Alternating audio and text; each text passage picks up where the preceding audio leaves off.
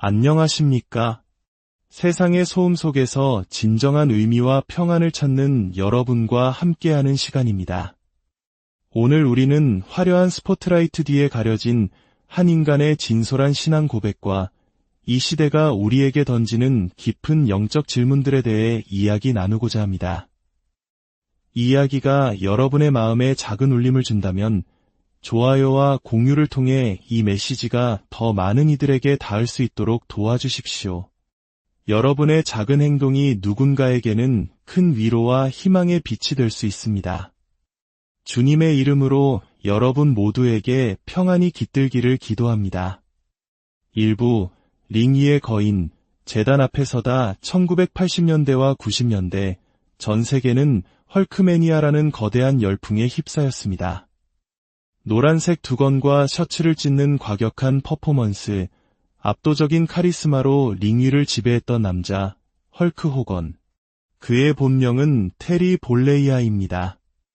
많은 한국분들에게도 그는 단순한 프로레슬러를 넘어 힘과 남성성의 상징이자 한 시대를 풍미한 문화 아이콘으로 기억될 것입니다. 그는 프로레슬링 역사상 가장 위대한 인물 중 한 명으로 꼽히며 12번의 월드 챔피언과 2번의 명예의 전당 헌액이라는 전무후무한 기록을 세웠습니다. 세상의 모든 부와 명예를 거머쥔 것처럼 보였던 그에게도 채워지지 않는 공허함이 있었습니다. 수많은 팬들의 환호성 속에서도 그는 진정한 자신을 찾지 못했고 화려한 가면 뒤에서 깊은 영적 갈증을 느껴왔다고 고백합니다. 그런 그가 인생의 가장 위대한 순간으로 꼽은 것은 챔피언 벨트를 들어 올렸던 순간이 아니라 바로 플로리다의 한 교회에서 대중 앞에 서서 세례를 받던 순간이었습니다. 그는 이렇게 말합니다.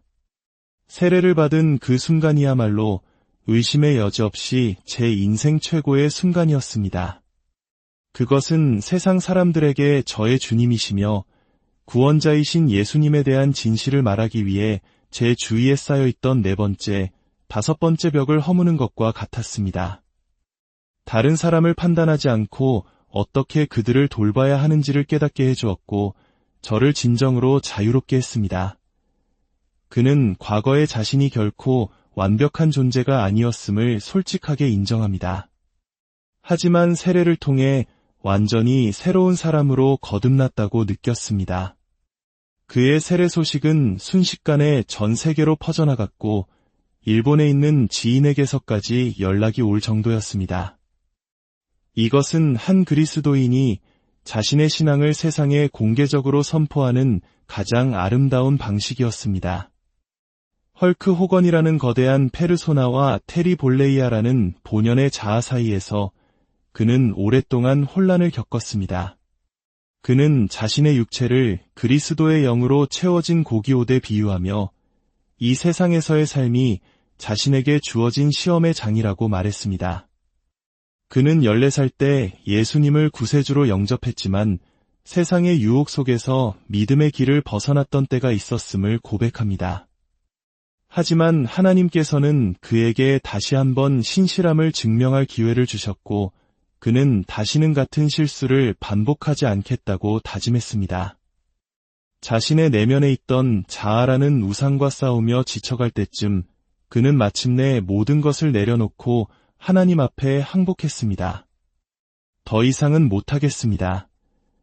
그는 다시 성경을 읽기 시작했고 주님과 함께하는 길에 자신의 모든 것을 걸기로 결심했습니다. 그는 말합니다. 저는 무엇을 하든 완전히 빠져들거나 아니면 완전히 빠져나옵니다. 만약 제가 주님과 함께한다면 저는 모든 것을 다해 그분과 함께할 것입니다. 이제 인생의 후반기에 접어든 그가 세상에 전하는 메시지는 분명합니다. 이 타락한 세상은 영적 전쟁터입니다. 진리를 향해 돌아서십시오. 그분을 찾으십시오. 그러면 만날 것입니다. 자신의 안전지대에서 벗어나 그리스도를 영접하십시오. 그분께서 이 땅과 이 나라, 그리고 사람들을 치유하실 것을 믿으십시오.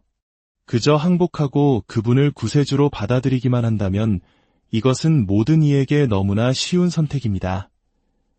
헐크 호건의 이야기는 우리에게 중요한 사실을 일깨워줍니다. 세상이 주는 성공과 명예가 아닌 오직 예수 그리스도 안에서만 참된 만족과 자유를 누릴 수 있다는 것입니다. 그의 뜨거운 심장과 꺾이지 않는 영혼은 이제 링 위가 아닌 주님의 제단 앞에서 영원히 빛나고 있습니다. 2부, 고통의 메아리, 박해받는 형제자매들의 이야기, 헐크 호건이 겪은 내면의 영적 전쟁은 오늘날 세계 곳곳에서 우리 형제자매들이 겪고 있는 끔찍한 물리적 박해와 맞닿아 있습니다. 특히 나이지리아에서는 기독교인이라는 이유만으로 수많은 사람들이 무참히 학살당하는 비극이 계속되고 있습니다. 한 영상에는 집단 매장되는 기독교인들의 모습이 담겨 있습니다. 시장에서 집으로 돌아가던 기독교인 마을 주민 20명을 태운 차량이 테러리스트들의 습격을 받았습니다.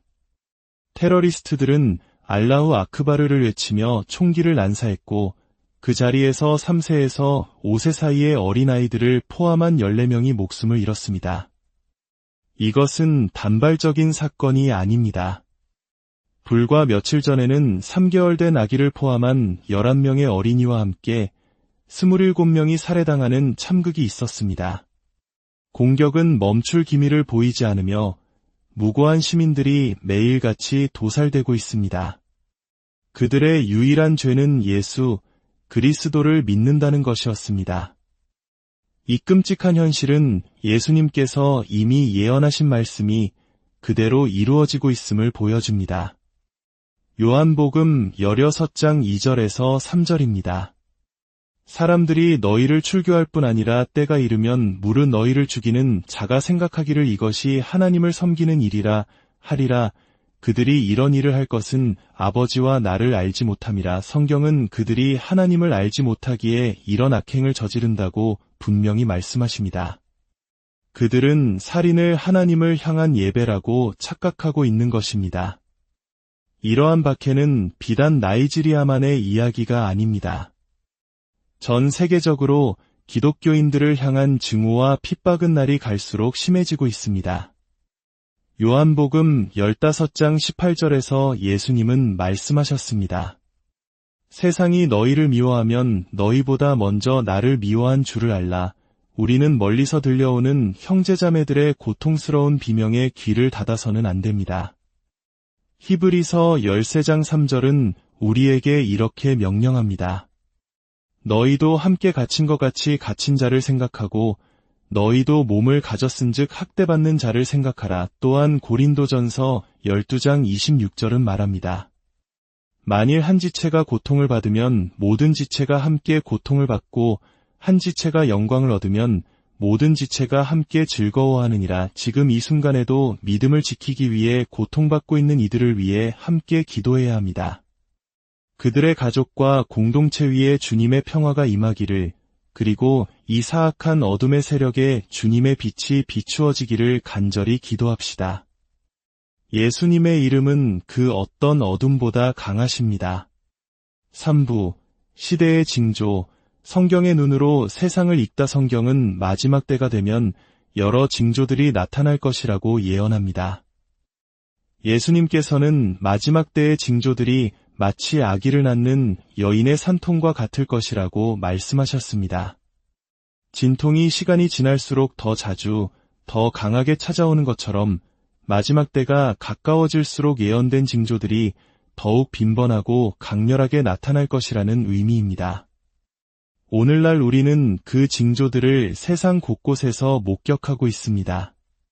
첫째, 전쟁과 전쟁의 소문입니다. 세계 곳곳에서 민족과 민족이, 나라와 나라가 대적하여 싸우는 분쟁이 끊이지 않고 있습니다. 국경 지역에서는 포성이 멈추지 않고 수많은 사람들이 삶의 터전을 잃고 피난길에 오릅니다. 평화는 멀어 보이고 불안은 일상이 되었습니다. 둘째, 기근과 경제적 고난입니다. 전례 없는 가뭄과 기후변화로 인해 식량 생산이 위협받고 있으며 전 세계적으로 물가는 치솟고 있습니다. 성경 요한계시록 6장 6절은 한 데나리온의 밀 한 되요 한 데나리온의 보리석대로다 라고 예언합니다. 한 데나리온은 노동자의 하루 품삯입니다. 즉, 하루 종일 일해야 겨우 빵 한 덩어리를 살 수 있는 극심한 인플레이션의 시대를 예고한 것입니다. 우리는 아직 환난의 시대에 들어서지 않았지만 그 어느 때보다 그 문턱에 가까이 다가서고 있습니다. 셋째, 불법이 성하고 사랑이 식어가는 현상입니다. 마태복음 24장 12절은 불법이 성함으로 많은 사람의 사랑이 식어지리라고 말씀합니다. 여기서 불법이란 하나님의 계명을 어기는 죄를 의미합니다. 마지막 때에는 죄가 너무나 만연하고 일상화되어 사람들이 서로를 향해 가졌던 사랑이 사라질 것이라는 예언입니다. 오늘날 우리는 이해할 수 없는 폭력과 무차별적인 범죄가 넘쳐나는 시대를 살고 있습니다. 학교와 길거리, 심지어 가장 안전해야 할 가정에서조차 끔찍한 사건들이 발생합니다. 디모데후서 3장 1절에서 5절은 마지막 때 사람들의 모습을 이렇게 묘사합니다. 사람들은 자기를 사랑하며 돈을 사랑하며 자랑하며 교만하며 비방하며 부모를 거역하며 감사하지 아니하며 거룩하지 아니하며 무정하며 원통함을 풀지 아니하며 모함하며 절제하지 못하며 사나우며 선한 것을 좋아하지 아니하며 배신하며 조급하며 자만하며 쾌락을 사랑하기를 하나님 사랑하는 것보다 더하며 경건의 모양은 있으나 경건의 능력은 부인하니 이 같은 자들에게서 내가 돌아서라. 이 말씀은 마치 오늘날 신문 사회면을 그대로 옮겨놓은 것 같습니다. 이기심과 탐욕, 폭력성이 극에 달한 인간의 모습은 우리를 소름 돋게 합니다. 예수님은 마지막 때가 노아의 때와 같을 것이라고 하셨습니다. 창세기를 보면 노아의 시대는 사람의 죄악이 세상에 가득하고 그의 마음으로 생각하는 모든 계획이 항상 악할 뿐이었으며 온 땅이 폭력으로 가득했던 시대였습니다. 하나님께서 세상을 창조하신 것을 한탄하실 정도로 타락했던 시대였습니다. 지금 우리가 살고 있는 이 시대가 바로 노아의 때와 너무나도 닮아있지 않습니까? 4부, 유일한 해답, 예수 그리스도의 복음 이처럼 혼란스럽고 어두운 시대 속에서 우리는 어디에서 희망을 찾을 수 있을까요? 성경은 그 유일한 해답이 바로 예수 그리스도의 복음이라고 선포합니다. 요한복음 3장 16절입니다. 하나님이 세상을 이처럼 사랑하사 독생자를 주셨으니 이는 그를 믿는 자마다 멸망하지 않고 영생을 얻게 하려 하심이라. 로마서 3장 23절은 모든 사람이 죄를 범하였음에 하나님의 영광에 이르지 못하더니 라고 말합니다. 우리는 모두 죄인이며 죄의 삭은 사망입니다. 하지만 하나님께서는 우리를 너무나 사랑하셔서 우리가 아직 죄인이었을 때에 그의 아들 예수 그리스도를 우리를 위해 십자가에 내어주셨습니다. 예수님은 우리의 모든 죄를 짊어지시고 십자가에서 죽으셨고 장사된 지 사흘 만에 다시 살아나셨습니다. 그리고 언젠가 그의 교회를 위해 다시 오실 것을 약속하셨습니다. 이것이 바로 복음의 핵심입니다. 고린도전서 15장은 이 진리를 선포하며 죽음이 더 이상 우리를 지배하지 못한다고 말합니다. 사망아 너의 승리가 어디 있느냐? 사망아 내가 쏘는 것이 어디 있느냐? 구원은 결코 복잡하거나 어려운 것이 아닙니다. 구원의 3가지 단계를 기억하십시오. 첫째, A. Admit. 자신이 죄인임을 인정하는 것입니다. 둘째, B. Believe.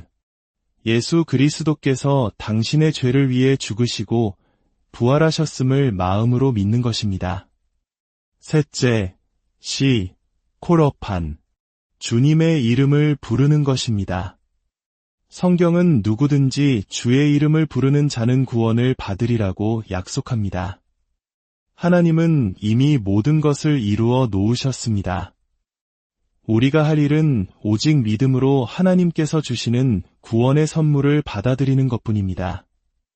물론 구원을 받았다고 해서 우리의 삶이 끝나는 것이 아닙니다. 진정한 믿음은 회개를 통해 행동의 변화로 나타납니다.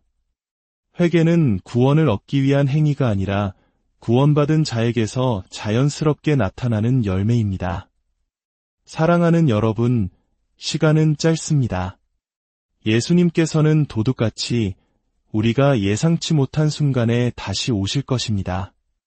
우리가 교회에 있을 때, 일터에 있을 때, 혹은 잠들어 있을 때 오실 수도 있습니다. 그날을 준비하십시오. 깨어 있으십시오. 믿음 안에 굳게 서서 용감하고 강건하십시오.